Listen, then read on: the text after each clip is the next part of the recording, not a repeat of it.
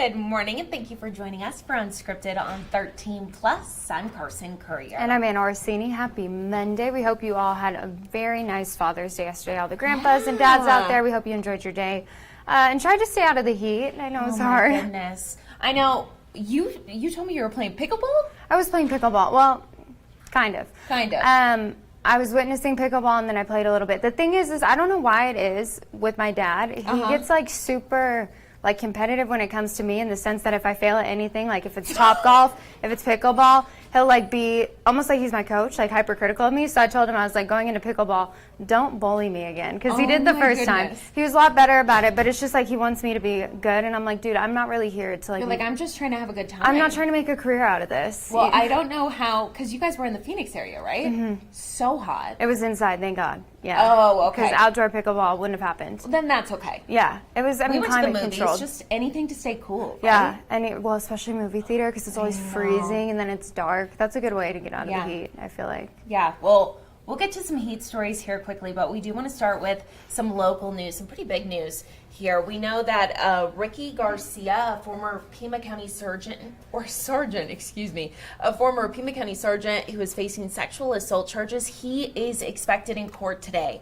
Ricky Garcia is scheduled to appear for a status conference hearing to set a trial date. Now, you may remember Garcia rejected a plea deal that would have meant probation but no jail time. The sheriff's department terminated Garcia after he was accused of assaulting an off-duty deputy at a house party in 2022.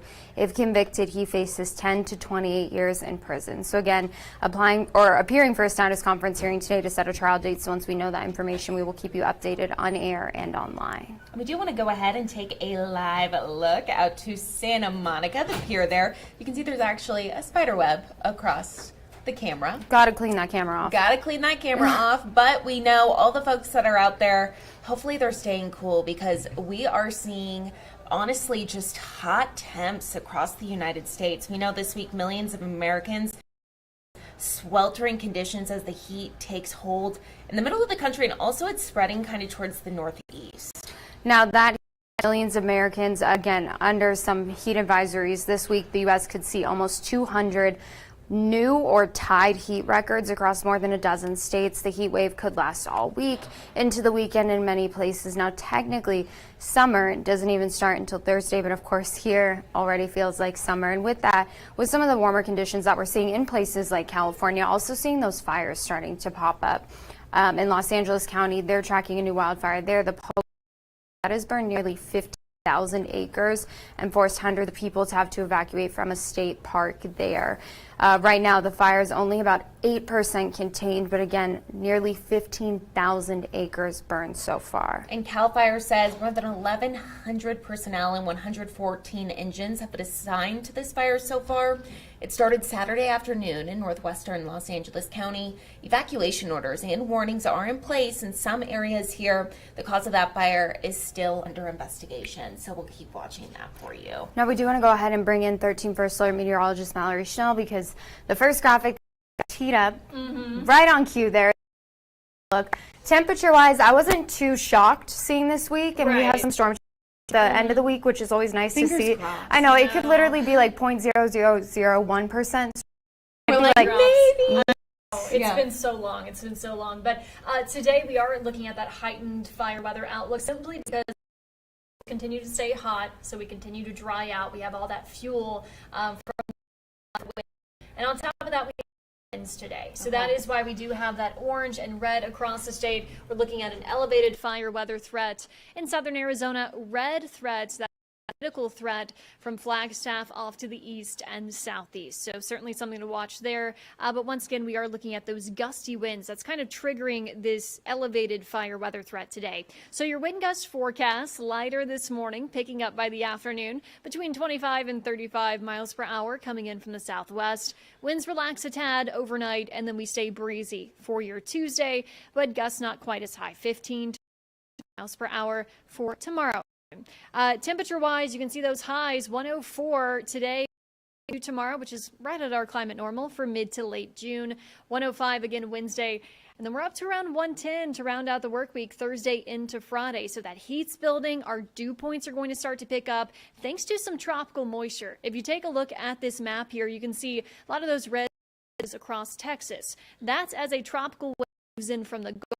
That's going to continue to push to the west and nudge, giving us that slight chance for storms Friday through the weekend. So first it's going to be kind of along that New Mexico and Arizona border, and then continuing to push off to the west Friday, Saturday, and Sunday. So we can keep our fingers crossed for that.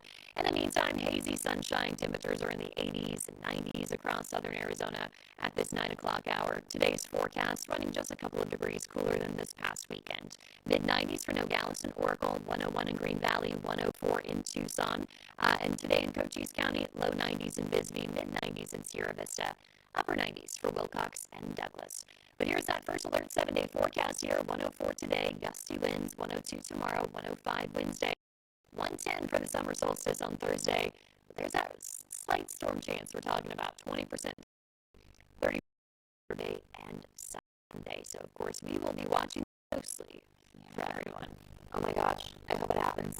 Me too. Honestly, I mean, usually on the weekends you're like, oh, well, I would do the storms. But, so but hot. 107, I'm not doing anything outside. Right, So yeah. if there's a storm that can bring in even just cover, that was it last week? We had clouds one day. It was like overcast. such a relief. And it, even though it was still hot outside temperature-wise, It it makes a just, big it difference. huge different. It, mentally, it feels different. Physically, it feels different because you don't have the Right. sun just beaming down on Yeah. you. So Yeah.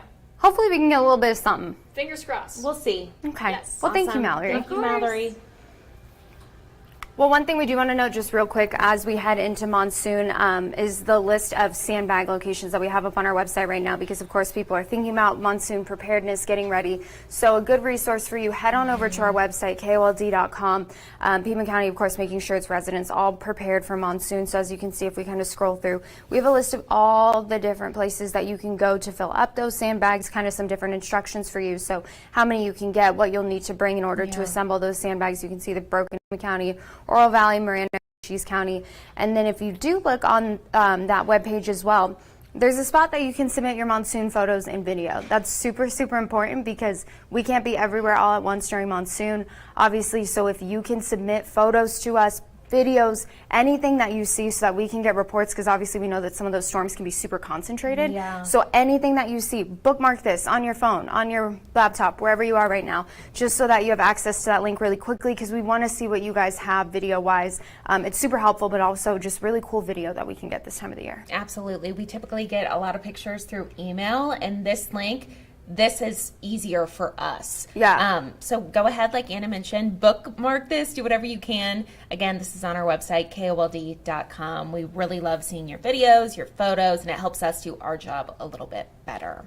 Taking a live look outside, maybe a Monday morning, we're going to go ahead and end on, there we go. Nice. Nice. There it is. Okay, so it worked out. You can see a little bit of wind gusts up there, the trees kind of blowing along. But honestly, not too bad right now. Not too bad. I Will mean, be worse in the afternoon. will be worse, yeah. And wind obviously isn't your favorite thing when it's paired with heat, so just keep that in mind. Any of those activities that could start fires, definitely don't want to do any of those today, because all the perfect ingredients for a fire are kind of already there with it being so dry and so hot outside. So just keep that in mind. Definitely on Monday, though, our computer system saying it's a glitching Monday it- as well. it's glitching a little She's bit, a little if you haven't tired noticed. from, still hasn't recovered from the weekend, so we're going to get that rebooted. But all of you who stayed with us today here on Unscripted on 13 Plus, we appreciate it. Thanks for joining us this morning. Thanks for joining us. Have a great day. We'll be right back.